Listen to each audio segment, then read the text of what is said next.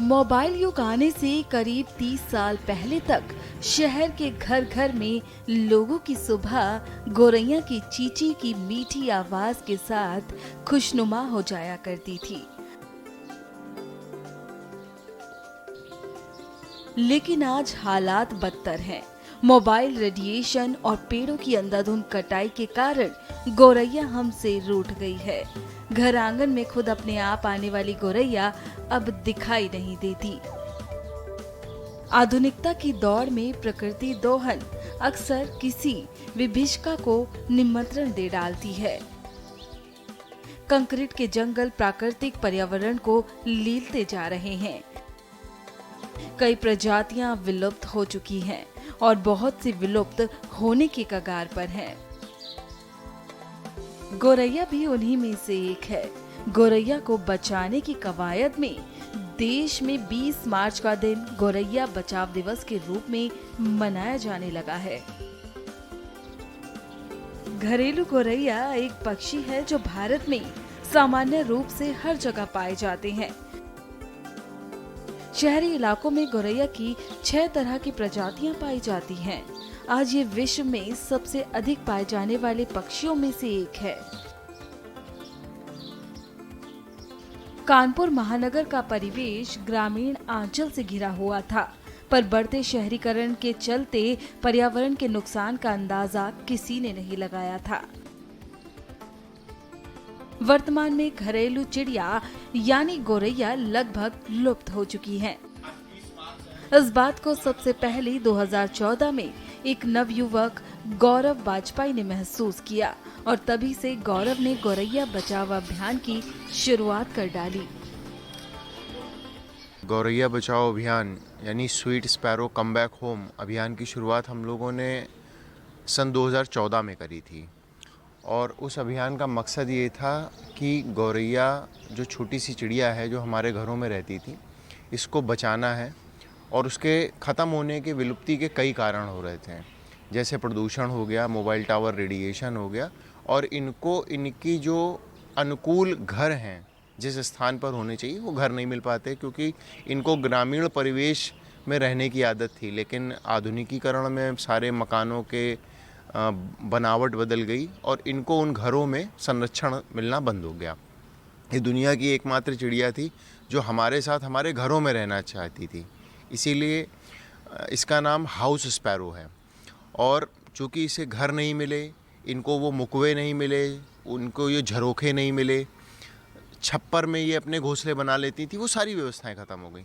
तो हम लोगों ने इनको आर्टिफिशियल घोंसले देना शुरू किया, जिसे इन चिड़ियों ने बहुत हाथों हाथ लिया।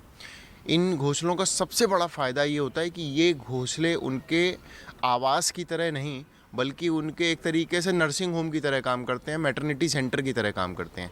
जब इन चिड़ियों को बच्चे होने वाले होते हैं, ये इन घोंसलों में आ जाती हैं, अंडे देती हैं, बच्चों को बड़ा करती हैं और फिर बच्चों को उससे लेकर के चली जाती हैं।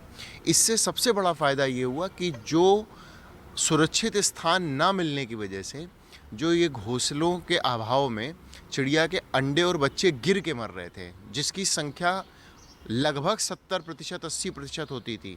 यानी अगर 5 बच्चे पूरे साल में पैदा हुए हैं, जिसमें से 3 से 4 अंडे बच्चे गिर के ख़त्म हो जाते थे, और जो बड़े हुए उनको नेचुरल प्रेडेटर्स जैसे बाज, कौवे या बिल्लियों ने मार दिया।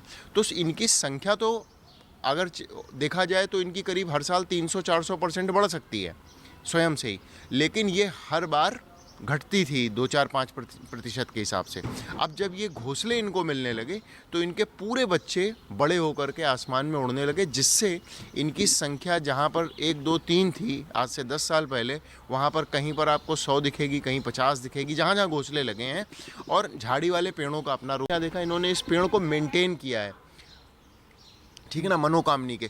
तो इनको पास में रहने को घर भी मिल गया, छिपने के लिए पेड़ भी मिल गए, और खाने के लिए दाना पानी की नियमित व्यवस्था लोग करते हैं। तो जिसके कारण आप इस क्षेत्र में देखेंगे गौरैया की संख्या अभी भी इतनी है जैसे कभी कम ही नहीं हुई थी।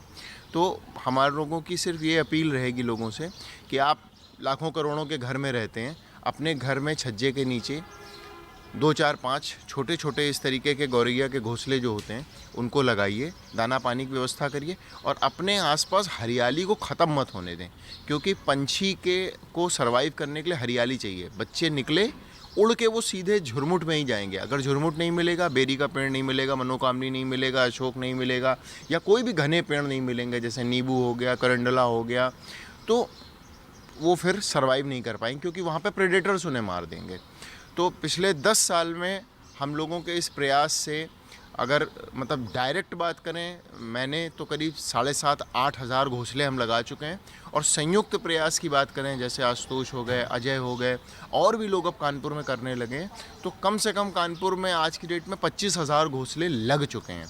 और 25,000 घोंसले का मतलब ये हो गया कि आप कई स्थानों पर जाएंगे जहाँ पर गौरैया लुप्त प्राय हो गई थी, वहाँ पर पुनः जीवंत हो गई है। एक ख्योरा में जगह है, उनके घर में 40 घोंसले लगे हुए हैं, जो कि बहुत बड़ी बात है। घर घर में 40 घोंसले लगे और उनके यहाँ तो गौरैया ऐसे रहती है जैसे मतलब कभी कहीं गई ही नहीं थी। पिछले कुछ सालों में शहरों में गौरैया की कम होती संख्या पर चिंता प्रकट की जा रही है। मोबाइल टावरों से निकलने वाली तरंगों को भी गौरैया के लिए हानिकारक माना जा रहा है। ये तरंगे चिड़िया की दिशा खोजने वाली प्रणाली को प्रभावित कर रही हैं और इनके प्रजनन पर भी विपरीत असर पड़ रहा है, जिसके परिणाम स्वरूप गौरैया तेजी से विलुप्त हो रही हैं। वहीं ज्यादा तापमान गौरैया सहन नहीं कर सकती। गौरैया के बचाने की कवायद में दिल्ली सरकार ने गौरैया को राज पक्षी घोषित किया है और देश में 20 मार्च का दिन गौरैया बचाव दिवस के रूप में मनाया जाने लगा है।